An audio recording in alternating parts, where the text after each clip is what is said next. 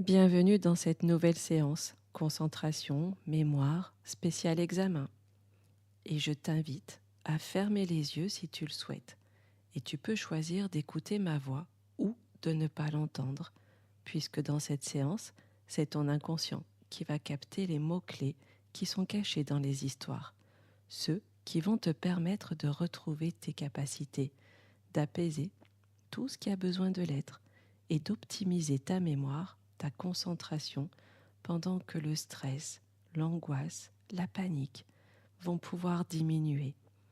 Un jour, Nelson Mandela disait « Cela semble toujours impossible jusqu'à ce qu'on le fasse ». Avant un examen, le cerveau peut dire « C'est trop, je n'y arriverai pas, il y a trop d'informations ». Et pourtant, ton esprit, lui, il sait apprendre chaque jour. Il sait enregistrer, relier, organiser. Ce qui semble énorme finit par se transformer en accessible quand tu avances étape par étape. Ton inconscient va renforcer les connexions et il va pouvoir booster toutes tes capacités de mémorisation, comme si ton mental passait de cet impossible à je sais faire. Et peut-être que tu peux sentir qu'une partie de toi sait déjà qu'elle est capable, que le stress peut redescendre à un niveau simplement stimulant et que la concentration s'installe durablement. Tu pourrais même ressentir que tu as retrouvé ta confiance en toi et que tout ira bien.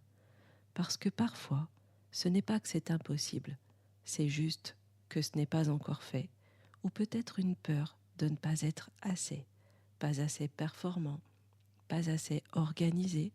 Et justement, en parlant d'organisation, j'aimerais te raconter la première histoire.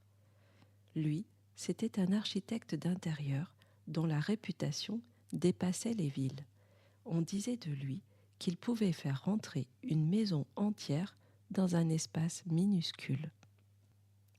On lui confiait des studios étroits, des cabanes suspendues, des tiny houses si petites qu'on doutait qu'un lit puisse y tenir. Les gens arrivaient toujours inquiets. Nous avons trop de choses, ce n'est pas possible. Il n'y a pas assez d'espace. Et lui ne répondait jamais tout de suite. Il observait. Il faisait vider entièrement la pièce, tout sortait, le sol redevenait nu, puis il commençait. Il ne forçait rien, il ne compressait rien non plus.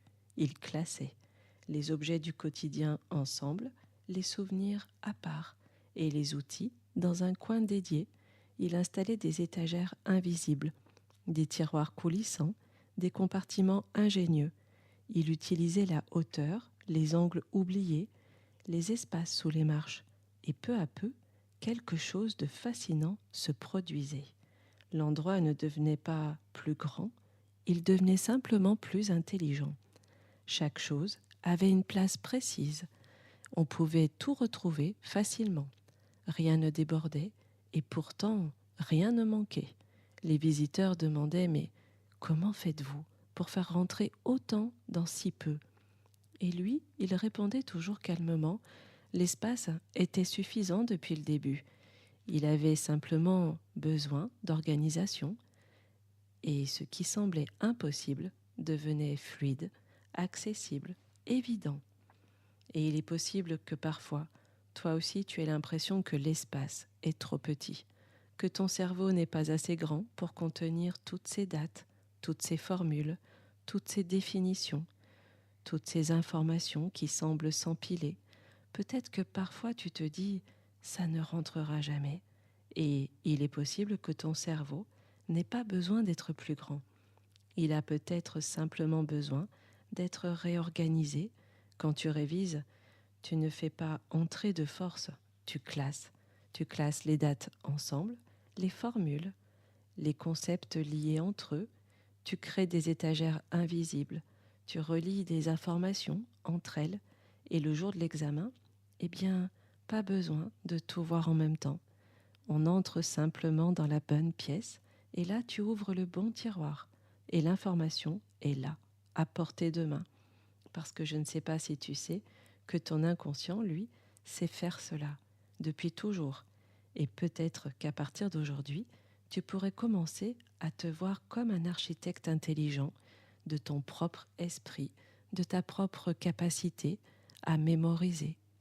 Et d'ailleurs, j'aimerais continuer avec cet étudiant un peu particulier. Ce jeune homme, lui, à une période de l'année où les journées semblent trop courtes et les nuits trop longues, passait beaucoup de temps à réviser. Il lisait, il faisait de son mieux, et pourtant une inquiétude revenait souvent. Et si le jour de l'examen, je ne retrouvais pas ce que j'ai appris? Alors un jour, quelqu'un lui parla d'un endroit un peu particulier. On lui dit, tu sais, il existe une bibliothèque dans laquelle absolument tout est conservé. Intrigué, il chercha longtemps, sans vraiment savoir où aller, jusqu'au moment où il comprit quelque chose d'important. Cette bibliothèque ne se trouvait pas à l'extérieur. Le jour où il y entra pour la première fois, il fut d'abord surpris par le calme. Ce n'était pas une bibliothèque figée, c'était une bibliothèque vivante, parfaitement organisée, même si au premier regard, tout ne semblait pas immédiatement visible. Les étagères s'étendaient loin, chacune contenait des livres, soigneusement rangés, et chaque livre représentait quelque chose qu'il avait appris, un cours, une notion, un raisonnement, une compréhension. Et certains livres étaient bien en vue, alors que d'autres semblaient rangés plus loin, non pas perdus, mais simplement à leur place. On lui avait dit rien ne manquait dans cette bibliothèque. D'ailleurs, il remarqua quelque chose d'étrange. Plus il se détendait, plus les titres devenaient lisibles. Lorsqu'il cessait de vouloir absolument trouver un livre, celui-ci apparaissait presque naturellement, comme si la bibliothèque savait exactement ce dont il avait besoin à cet instant précis. Il comprit alors que le désordre n'était pas dans les livres, mais dans l'agitation, le stress, la panique. Et cette bibliothèque, elle aimait le calme. Elle fonctionnait beaucoup mieux quand on lui faisait confiance aussi. À force de la visiter, l'étudiant apprit à s'y déplacer avec aisance. Il n'avait plus besoin de tout voir à la fois. Un examen, après tout, n'est qu'une succession de questions. Une question, un livre, une réponse, une page. Le jour de l'examen, assis face à sa feuille, il sentit le même calme que dans la bibliothèque. Il n'avait pas besoin de se souvenir de tout, seulement de ce qui était juste au bon moment, et à chaque fois qu'une question se présentait, sa bibliothèque intérieure faisait son travail, silencieusement, efficacement. Et depuis ce jour, il sait une chose essentielle. Ce qu'il a appris existe toujours quelque part en lui. Et plus il est calme, plus l'accès devient simple. Il peut désormais se rendre dans sa bibliothèque personnelle et accéder facilement à toutes ses connaissances. Et il est possible que toi aussi, tu puisses accéder à ton savoir personnel dans ta bibliothèque intérieure, où chaque cours, chaque module est accessible, facile et de façon fluide. Ce que je sais, c'est que ton inconscient a déjà commencé à capter les mots-clés de cette histoire et qu'il a commencé à faire les mises à jour qui seront nécessaires pour booster tes capacités de mémorisation, de concentration. Il va aussi apaiser toutes tes émotions, la peur de l'échec, le stress, l'angoisse, et il va pouvoir optimiser tes performances pour que tu sois en pleine possession de toutes tes capacités, confiant, confiante et serein, sereine, que le jour J, tout sera prêt. Et d'ailleurs, ça me fait penser à une autre histoire, celle de Camille. Oui, c'était une jeune fille qui avait grandi trop vite, pas parce qu'elle l'avait voulu, mais parce qu'à la maison, il avait fallu. Un parent manquait, on était parfois un peu fatigué, ou un parent était absent, parfois malade, parfois simplement dépassé. Alors Camille avait pris de la place, de la responsabilité, presque naturellement, une forme de dévouement naturel. Elle faisait ce que beaucoup d'ados n'ont pas à faire: penser au repas, aider aux devoirs, s'occuper des plus petits, tenir la maison à flot. Et Pendant longtemps, eh bien, elle l'avait fait sans trop se poser de questions, jusqu'à ce fameux soir. Ce soir-là, Camille préparait un examen blanc, un de ceux qui comptent vraiment, celui qui demande de la concentration, de la mémoire et du calme intérieur. Elle avait ouvert ses cahiers et elle essayait de se concentrer sur ses révisions, mais autour d'elle, la vie continuait. Les frères et sœurs venaient sans cesse la solliciter. « Camille, tu peux m'aider pour mes devoirs ?»« Et Camille, je comprends pas cette question. Camille, qu'est-ce qu'on mange ce soir ?» Les demandes s'enchaînaient, sans mauvaise intention bien sûr, juste parce qu'elle était devenue celle sur qui on s'appuie. Et à ce moment-là, Camille n'était plus une étudiante qui révise. Elle était redevenue le parent de remplacement. Et son esprit, lui, essayait d'apprendre, mais son corps était saturé. Les informations n'entraient plus. Tout se brouillait. Et là, quelque chose a cédé, et Camille a complètement craqué. Les larmes ont jailli, la colère aussi. Cette colère qu'elle portait depuis longtemps, celle de devoir être adulte, alors qu'elle n'était qu'une ado. Et du coup, les mots sont sortis ce jour-là. Elle s'était mise à crier de colère, d'injustice. C'est injuste, j'en ai marre. Moi, j'ai pas choisi ça. Et puis, j'ai pas les mêmes facilités que les autres. Mes amies, elles révisent tranquillement. Elles ont des parents qui les soutiennent. Elles, moi, je suis seule à tout gérer. Ça, c'est pas normal. Et tout est venu d'un coup. La fatigue, la pression, le sentiment d'être différente, d'être moins aidée, moins soutenue. Elle avait tenu pendant des années. Mais ce soir-là, elle n'y arrivait vraiment plus. Tout était trop lourd. Et pour la première fois, ses petits frères ont vu. Ils ont compris à leur manière. Ils ont compris que Camille avait besoin d'espace, de calme, mais pourtant, eux aussi, n'y pouvaient rien à cette situation. Et Camille, elle, a compris quelque chose de fondamental.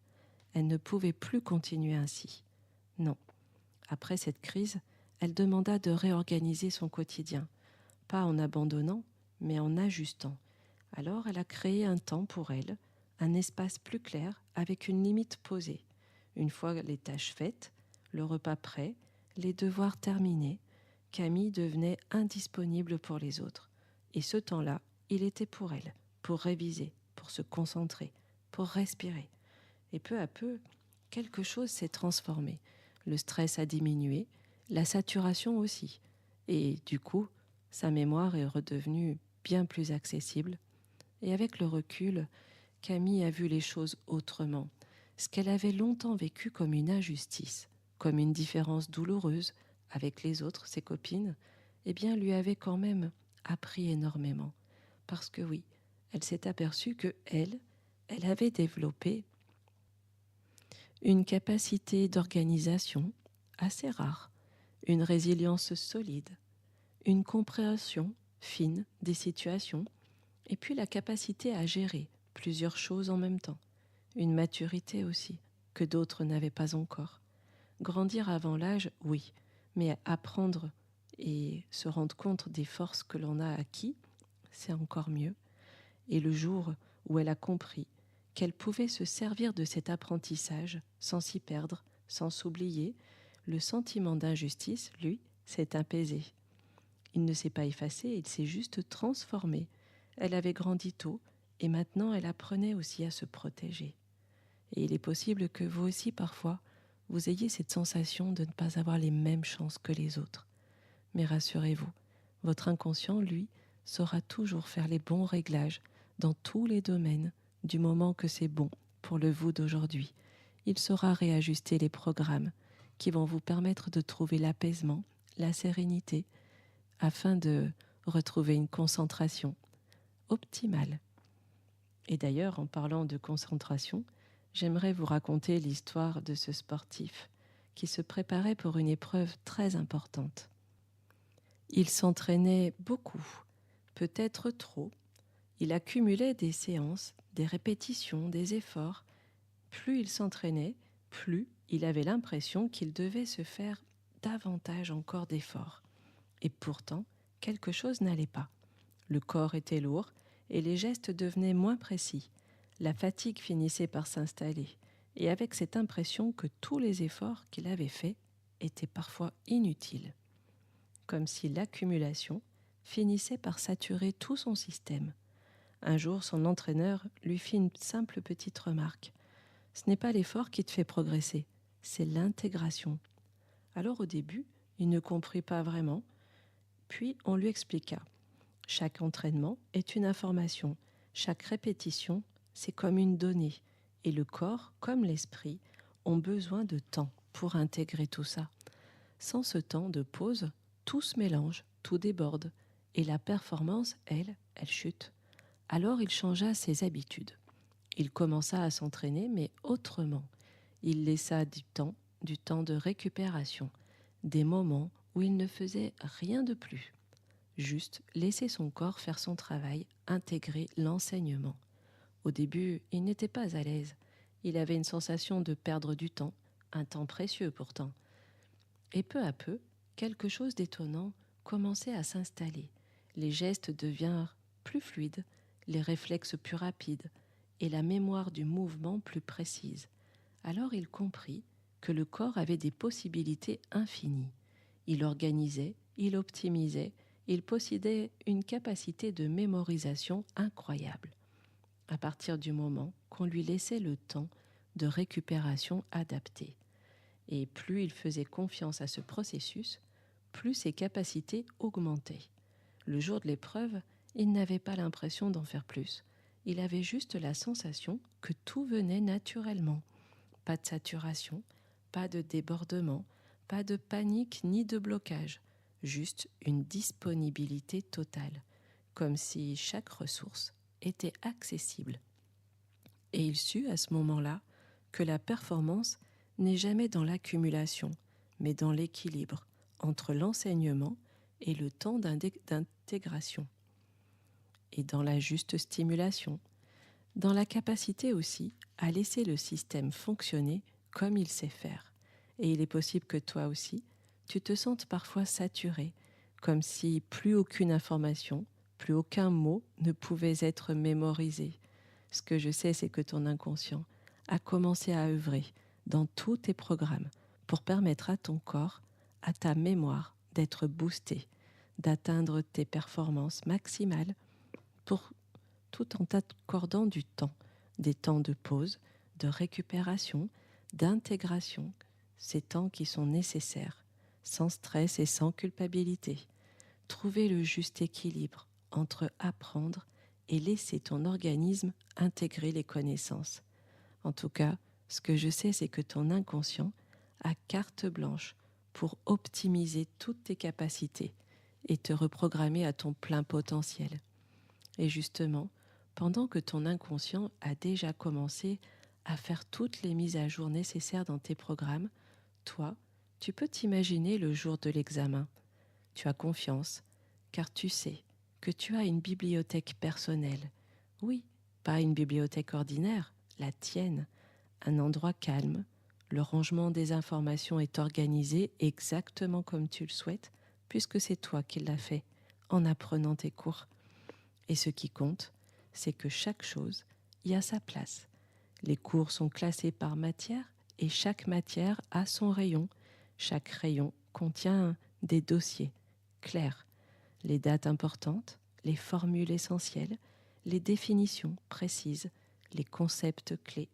Tout est là, parfaitement rangé, optimisé et accessible. Et maintenant, projette-toi le jour de ton examen. Tu es assis à ta place, tu lis la première question et au lieu du stress, tu ressens une grande sérénité parce que tu sais où trouver la réponse. Tu entres dans ta bibliothèque intérieure et tu te diriges exactement vers le bon rayon. Tu passes la main sur les dossiers, oui, et tu trouves immédiatement celui qui correspond à la question. Tu l'ouvres, l'information est claire et disponible, comme si elle t'attendait. Tu peux écrire. Ensuite vient une autre question, même chose. Tu marches calmement dans cet espace intérieur. Tu sais où aller et tu sais quoi prendre. Et plus tu avances, plus tu te sens confiant et heureux de constater que tout est accessible, que rien n'a disparu, que tout ce que tu as appris est là, intact, organisé. Et pendant que tu continues à imaginer cette scène, ton inconscient, lui, enregistre ce fonctionnement. Il comprend que le jour de l'examen, il suffira simplement d'entrer dans la bonne allée, parce que ton cerveau adore les repères très clairs, et tu peux laisser cette bibliothèque continuer à s'organiser, même après cette séance. D'ailleurs, ton inconscient, lui, va continuer d'œuvrer dans les nuits qui suivent pour optimiser et booster tous tes programmes, accueillir et apaiser toutes les émotions qui le demandent. Et il va pouvoir aussi nuancer les croyances afin de te reprogrammer à ta meilleure version, celle qui sera en pleine possession de toutes tes capacités et retrouver ton plein potentiel de réalisation et de réussite. Et d'ailleurs, je te souhaite de belles réussites, sereines. Et quand tu le sentiras, quand tu le souhaiteras, tu pourras réunir toutes les parties de toi, parties conscientes, inconscientes, ici, maintenant, au moment présent.